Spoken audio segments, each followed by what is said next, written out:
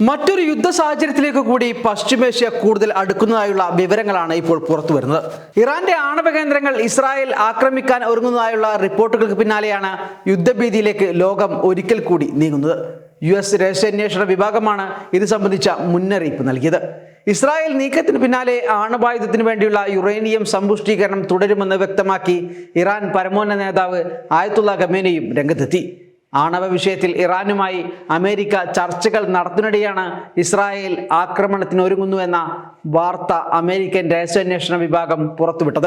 ആണവ ചർച്ചകൾ നടക്കുമ്പോൾ ഇറാനെ ആക്രമിക്കാനുള്ള ഇസ്രായേൽ തീരുമാനത്തിൽ US സർക്കാരിൽ നിന്ന് കടുത്ത എതിർപ്പുണ്ടെന്ന് ആക്രമണ വാർത്ത പുറത്തെത്തിച്ച CNN റിപ്പോർട്ട് ചെയ്യുന്നു. ഇസ്രായേൽ ഇത്തരമൊരു ആക്രമണം നടത്തിയാൽ അത് ഗൾഫ് രാജ്യങ്ങൾ ഉൾപ്പെടുന്ന മിഡിൽ ഈസ്റ്റിൽ വലിയ പ്രത്യാഘാതങ്ങൾ ഉണ്ടാക്കുമെന്നാണ് റിപ്പോർട്ട് പറയുന്നത്. 2023 ആരംഭിച്ച ഇസ്രായേലിന്റെ പലസ്തീൻ യുദ്ധത്തെ തുടർന്ന് മിഡിൽ ഈസ്റ്റിൽ വലിയ സംഘർഷ സാധ്യത നിലനിൽക്കുന്നുണ്ട്. ഇസ്രായേലിനോടുള്ള അതൃപ്തിയും അമർഷവും രഹസ്യമായും പരസ്യമായും പുകയുന്ന മിഡിൽ ഈസ്റ്റിൽ ഇറാനെ കൂടി ആക്രമിക്കാനുള്ള സാധ്യത ഉണ്ടായാൽ അത് കൂടുതൽ ശക്തമായി പുറത്തേക്ക് വരും. ഒപ്പം അതൊരു യുദ്ധമായാൽ കേടുപാടുകൾ മിഡിൽ ഈസ്റ്റിന് ആകെയാകും ഉണ്ടാവുക. ഇസ്രായേൽ ഉന്നത ഉദ്യോഗസ്ഥരുടെ മെസ്സേജുകളും മറ്റ് കമ്മ്യൂണിക്കേഷനുകളും സൈനിക നീക്കവും പരിശോധിച്ചാണ് US രഹസ്യാന്വേഷണ വിഭാഗം ആണവ കേന്ദ്രങ്ങൾ ആക്രമിക്കാൻ തയ്യാറെടുക്കുന്നുവെന്ന നിഗമനത്തിലേക്ക് എത്തിയത്. വ്യോമാക്രമണത്തിന് ഇസ്രായേൽ ഒരുക്കം തുടങ്ങിയെന്നും ഇതിനുള്ള പരിശീലനം ആരംഭിച്ചുവെന്നും രഹസ്യാന്വേഷണ വിഭാഗം വ്യക്തമാക്കുന്നു. എന്നാൽ എപ്പോൾ ആക്രമിക്കുമെന്നുള്ള അന്തിമ തീരുമാനം ഇസ്രായേൽ നേതാക്കൾ എടുത്തിട്ടില്ലെന്നും US രഹസ്യാന്വേഷണ വിഭാഗം വ്യക്തമാക്കുന്നു. അതേസമയം ഇറാനെ ഭീഷണിപ്പെടുത്തുക മാത്രമാണ് പുതിയ നീക്കങ്ങളിലൂടെ ഇസ്രായേൽ ലക്ഷ്യമിടുന്നതെന്ന വിലയിരുത്തലുകളും പുറത്തു വരുന്നുണ്ട്. എന്നാൽ ഈ വാർത്തയോട് പ്രതികരിക്കാനോ ഈ വാർത്ത തള്ളിക്കളയാനോ ഇസ്രായേൽ പ്രധാനമന്ത്രി നെതന്യാഹുവിന്റെ ഓഫീസോ അമേരിക്കയിലെ ഇസ്രായേൽ എംബസിയോ തയ്യാറായിട്ടില്ല. ഇറാന്റെ ആണവ പദ്ധതിയാണ് ഇസ്രായേലിനെ ചൊടിപ്പിക്കുന്നത്. ആണവ പദ്ധതി നിർത്തിവെക്കണമെന്ന് ഇസ്രായേലിനൊപ്പം അമേരിക്കയും ആവശ്യപ്പെടുന്നുണ്ട്.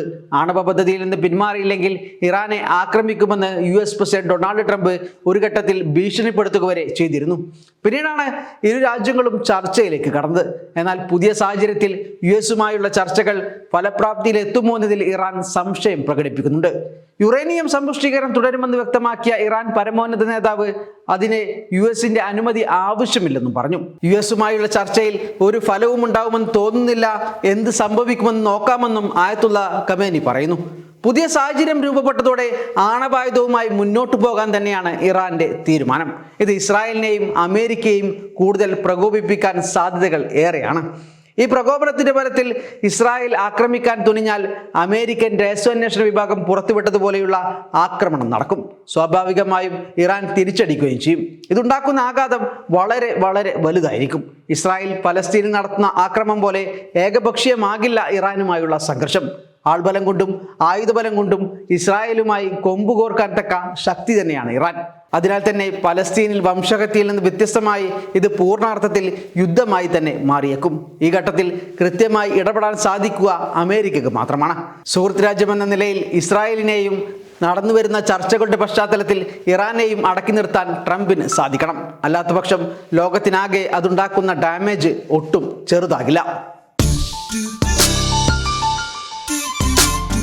യഥാർത്ഥ സ്ട്രോബെറിയുടെ ഗുണഫലങ്ങളോട് കൂടി തയ്യാറാക്കുന്ന Happy strawberry jam.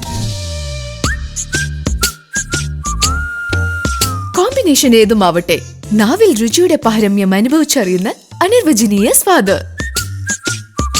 Strawberry, mango, mixed fruit, pineapple എന്നീ രുചികളിൽ Happy jams. Happy keeps everybody happy.